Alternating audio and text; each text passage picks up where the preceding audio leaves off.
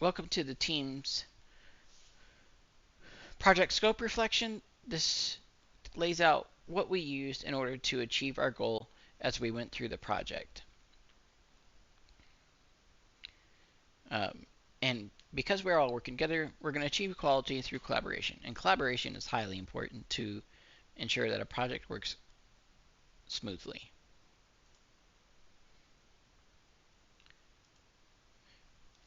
Our execution strategy. The prime mindset of the project will be agile. Agile will foster good communication between the development team and the stakeholder. The work will be completed in an incremental fashion by completing the work in 2 to 4 week sprints.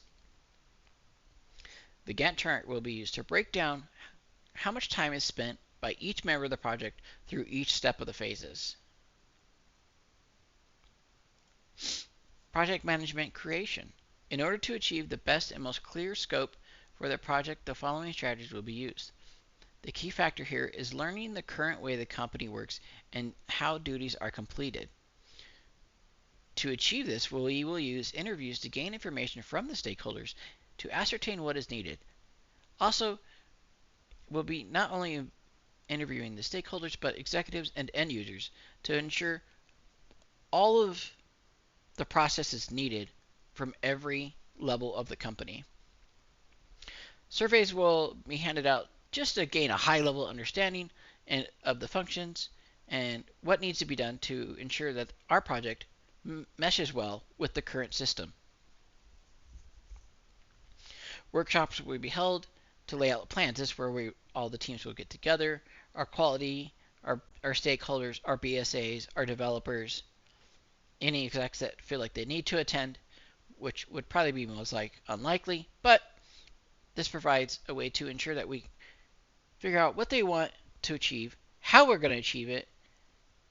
That way, there's full transparency between the development team and the stakeholders and executives. Plan and schedules. In order to lay out the plans as stated before, a 2 to 4 week sprint will be the standard for the project. The Gantt chart will be used to measure them and monitor the time needed to complete the project to ensure it stays on time.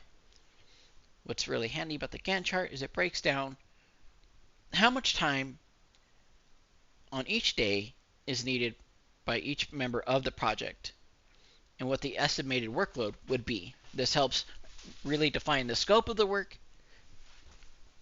to better lay out a time frame in which to complete the work on time.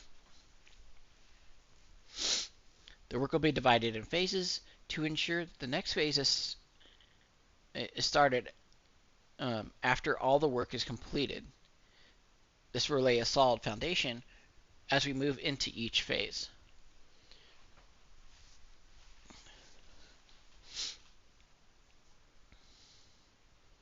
Performance measurement.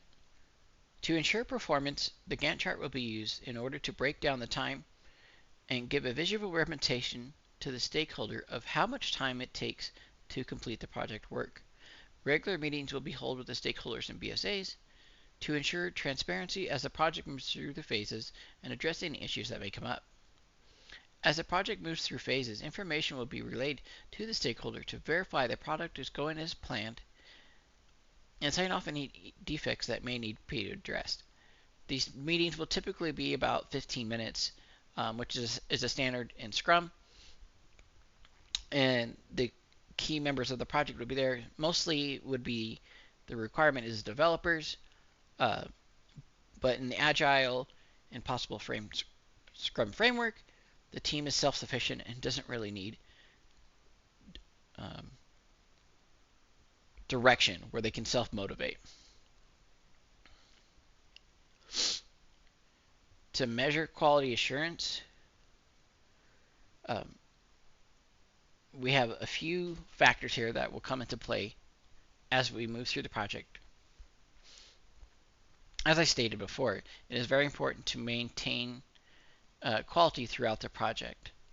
In this project, the shift left mindset will be used in order to ensure the quality of every incremental step towards the product goal. What this means is that we will be testing early and often through the phases, not just at the end.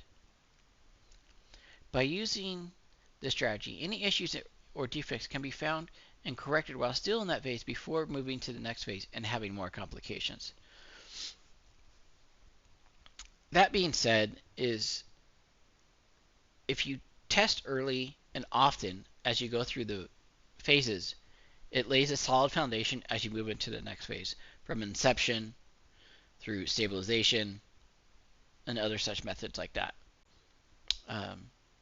So thank you so much for sitting with me and kind of going over a reflection of the project, and I hope you enjoyed the presentation. Thank you so much. Have a great day.